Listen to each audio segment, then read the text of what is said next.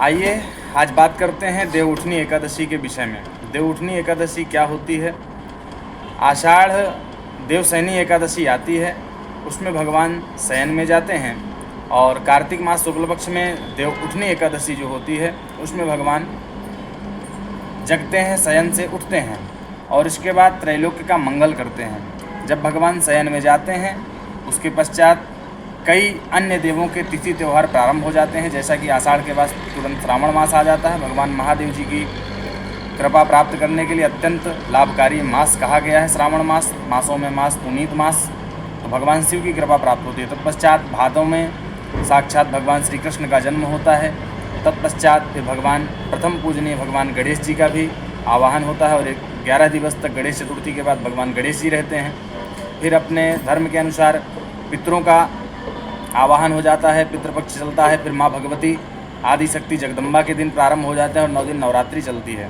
तत्पश्चात भगवान लक्ष्मी नारायण प्रधान माता लक्ष्मी का त्यौहार दीपावली आ जाता है, और उसके बाद यह देवउठनी एकादशी आती है और भगवान नारायण पुनः जग जाते हैं और अपनी इस सृष्टि का पालन भरण पोषण प्रभु नारायण करने लगते हैं और अपने भक्तों पर कृपा करते हैं।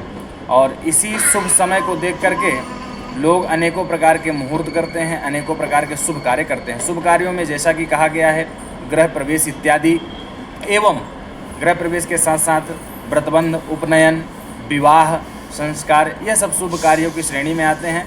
और देवउठनी के बाद में यह सब कार्य प्रारंभ हो जाते हैं। और आप सबके समक्ष देवउठनी एकादशी के उपलक्ष्य में आप लोगों के लिए बहुत ही महत्वपूर्ण उपाय बता रहा हूँ। इस उपाय को करें जिससे कि अत्यंत लाभ आपको प्राप्त होगा।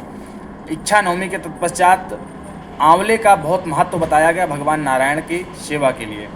तो आप लोग इच्छा नवमी के दिन आंवले के वृक्ष के नीचे जैसे भोजन करते हैं, उसी प्रकार आंवले की ही सेवा है, आंवला ही चढ़ाना है, आंवले को ही प्रसाद और औषधि के रूप में इस्तेमाल करना है। देवउठनी एकादशी के दिन विशेष आंवले को जल में डाल करके आप लोग स्नान करें उस जल से। इससे भगवान नारायण प्रसन्न होते हैं, माता लक्ष्मी प्रसन्न होती हैं। देवउठनी एकादशी के उपलक्ष्य में भगवान विष्णु की प्रतिमा घर लाएं, स्वर्ण चांदी की प्रतिमा घर लेकर आएँ, धातु पीतल की प्रतिमा घर ले करके विष्णु भगवान की पूजा करें, अर्चना करें। एवं साथ ही साथ आप लोग तुलसी विवाह, यह एकादशी के पर्व में भगवान नारायण का माँ भगवती वृंदा और शालिग्राम, भगवान नारायण स्वरूप शालिग्राम और भगवान माता लक्ष्मी स्वरूपा वृंदा देवी, वृंदा और शालिग्राम का विवाह होता है। और तुलसी विवाह के नाम से यह दिन प्रचलित है, जिसमें तुलसी विवाह करके इस एकादशी के दिन भगवान नारायण को प्रसन्न करें। एवं साथ ही साथ व्रत रखें। और जैसा कि सबको बताया जा रहा है कि एकादशी कब मनाएं, तो कई जगहों पर भ्रांतियां फैल रही कि 1 तारीख को मनाएं या 2 तारीख को मनाएं। तो हमारा शास्त्रोक्त जो विचार है, कई शास्त्रों और कई पंचांगों से अध्ययन करने के बाद जो प्राप्त हुआ है कि आप लोग 2 तारीख को जो उदयाकालिक तिथि होगी 2 नवंबर को आप लोग एकादशी व्रत करें। एवं 3 नवंबर को एकादशी का पारणा करें। और तुलसी विवाह 2 तारीख को उत्तम होगा उदयाकालिक तिथि में, दिन के समय में। एवं 3 तारीख को व्रत का पारणा किया जाएगा। आप लोग विशेष ध्यान रखें इन बातों को।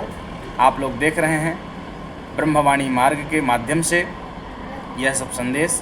ज़्यादा से ज़्यादा संख्या में जुड़ें। जो भी नए हैं वह चैनल को सब्सक्राइब करें एवं वीडियो को लाइक करें, शेयर करें।